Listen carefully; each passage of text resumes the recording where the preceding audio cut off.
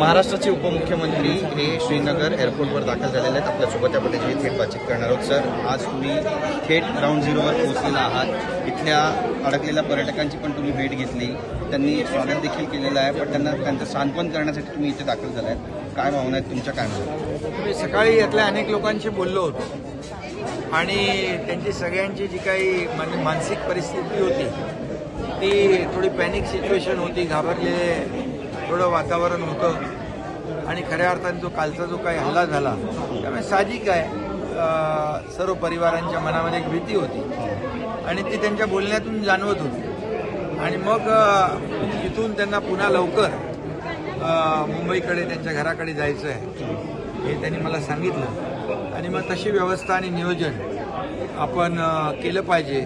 आणि मग मला वाटलं की आपण तिकडून बोलत राहण्यापेक्षा आपण प्रत्यक्ष जाऊया आणि इथे आल्यानंतर यंत्रणा जी आहे ती आणखी गतिमान होऊन लवकर लोक आपली इथली सुरक्षित आपल्या घरी जातील, हीच भावना मनामध्ये। तुम्ही या ठिकाणी पोहोचलात आणि एक मानाचा जय महाराष्ट्र छत्रपती शिवाजी महाराजांचा जय जयकार या ठिकाणी करण्यात आला। तुमचं देखील अभिवादन या ठिकाणी करतायत आणि एक आत्मविश्वास वाढलाय सगळ्यांचा असं म्हणा? बिलकुल, त्यांना कॉन्फिडन्स वाढलाय।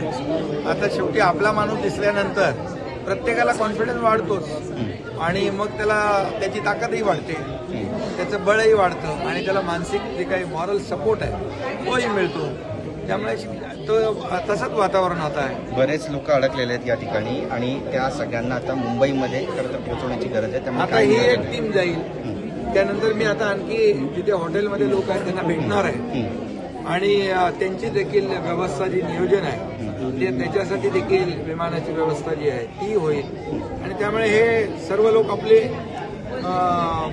मुंबईच्या दिशेने आपापल्या पुणे असेल, मुंबई असेल, ठाणा असेल, बदलापूर असेल, अनेक ज्या ठिकाणी आहेत त्या ठिकाणी ते पोहोचतील। एक शेवटचा प्रश्न आहे, जो हल्ला झालाय, भ्याड हल्ला अतिशय याची निंदा केली जाते आणि आता त्याला तशाच पद्धतीचं प्रत्युत्तर दिलं जाईल सरकारकडून? खरं म्हणजे कालचा जो काही हल्ला आहे, कालची घटना दुर्दैवी आहे, अतिशय दुर्दैवी आहे। कारण लोकांना नावं विचारून या ठिकाणी गोळ्या घातल्या हे अतिशय भ्याडपणाचं लक्षण आहे आणि म्हणून या देशाचे प्रधानमंत्री नरेंद्र मोदीजी यांनी गृहमंत्री अमित शाह साहेबांना देखील काल तात्काळ रवाना केलं होतं आणि ते स्वतः इथे येऊन गेले।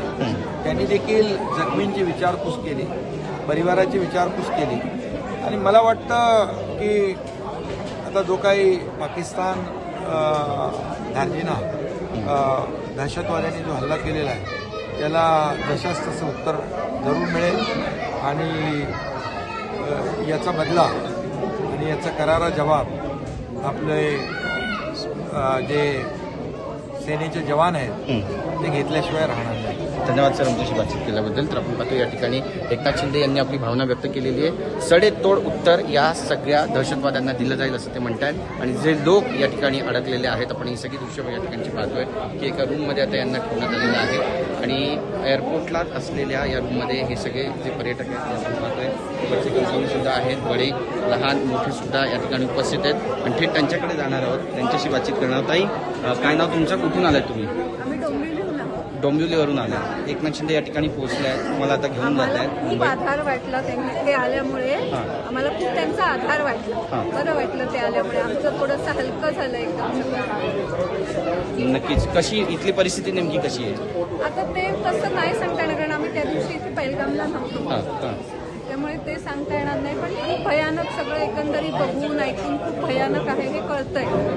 नक्कीच आपण पाहतो या ठिकाणी आपल्या भावना देखील पर्यटक व्यक्त करतात आणि स्वतः ग्राउंड झिरोवर आता महाराष्ट्राचे उपमुख्यमंत्री एकनाथ शिंदे दाखल झालेले आहेत। त्यामुळे इथल्या जे पर्यटक आहे इथे अडकलेले आहेत त्यांना काहीसा दिलासा मिळालेला आहे आणि त्यांना मुंबई, ठाणे, नवी मुंबई जिथे जिथे ते राहतात आता त्या ठिकाणी आज रात्री आणि उद्या सकाळी पोहोचवलं जाणार आहे। Camera person Yogesh sir, Girish Gaikwad, TV9 Marathi, Srinagar.